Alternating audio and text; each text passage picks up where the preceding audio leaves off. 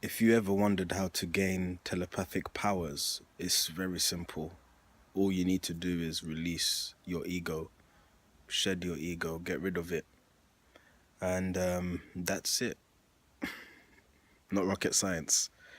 Um, Reason why you need to get rid of your ego is simply because your ego is the filter that your soul needs to use in this dimension. Without the filter called the ego, you would not have an awareness of oneself, of yourself, me, I, you. You wouldn't have that awareness and therefore not be able to experience what you have come here to experience on this plane. So that's why you have that filter. But if you allow that filter to define you, to become your be all and end all, then that's where the problems occur. But what happens when you release your ego? What is it that you then rely on? Well, it will be your true self, your conscious self, the self that connects you to everybody else, the self that you and everything and everyone is. And of course, telepathy is that bank, that pool of consciousness that each and every one of us and thing is, in essence. That's the real reality.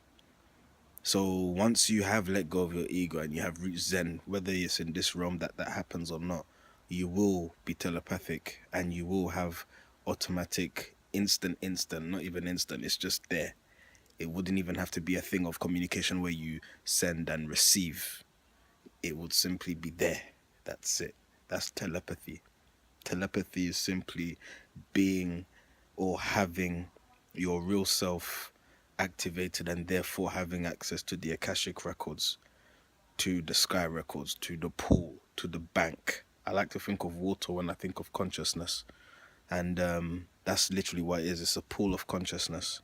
So when you have released your ego, or even when you've not fully released your ego, because you'll find that you'll have times of the awareness of, this consciousness, and hence you can have hunches, you can have synchronistic events, you can have all those psychic things, right?